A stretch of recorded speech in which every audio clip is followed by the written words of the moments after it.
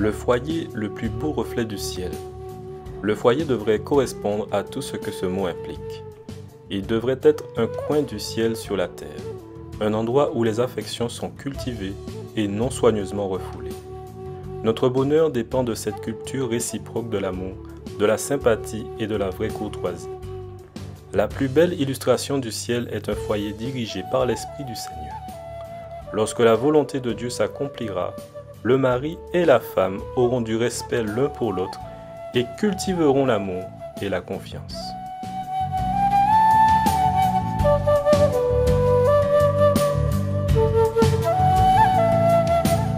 Apprendre les langages de l'amour. Je lis dans 1 Jean 4, versets 11 à 12.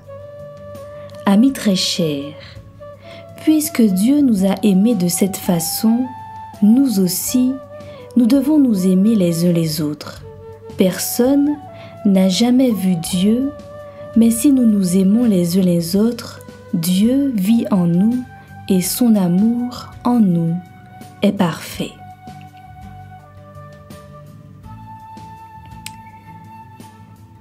Il a été distingué qu'il existe 5 langages de l'amour. Le premier langage, les paroles valorisantes. Utiliser des termes positifs pour mettre en valeur celui ou celle que j'aime. Que tu es belle aujourd'hui. Une parole valorisante. Deuxième langage de l'amour, les cadeaux. Lui offrir des cadeaux bien choisis pour montrer que je pense à elle, que je pense à lui. Troisième langage de l'amour, les services rendus. Faire quelque chose que je sais devoir lui faire plaisir.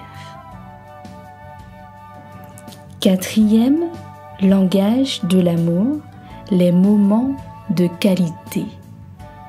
Lui accorder une attention exclusive. Cinquième langage de l'amour, le contact physique. Se tenir dans la main, s'embrasser, se prendre dans les bras, mettre la main sur l'épaule ou toute autre attention.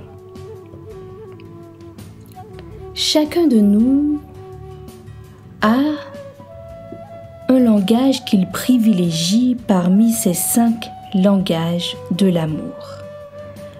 L'un de ces langages nous parle plus profondément que les autres.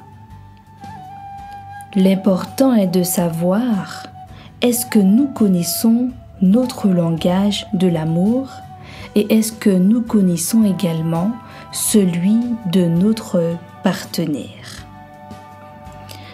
Beaucoup de couples s'aiment authentiquement, mais ne communiquent pas leur amour de manière efficace.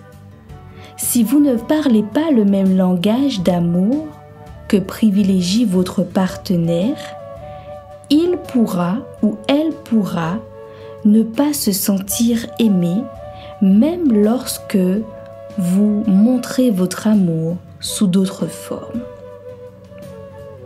La Bible nous invite à nous aimer les uns les autres comme Dieu lui-même nous a aimés. L'apôtre Jean a écrit que l'amour de Dieu peut trouver son plein épanouissement en nous. Si cela est vrai pour l'Église, ne l'est-il pas davantage encore pour notre couple? Découvrir la façon qu'a celui que vous aimez de ressentir l'amour, c'est une étape importante pour exprimer l'amour efficacement. Et Dieu lui-même nous a donné l'exemple. il a tant aimé le monde, qu'il a donné son Fils unique, afin que quiconque croit ait la vie éternelle. Aimons-nous de l'amour du Christ.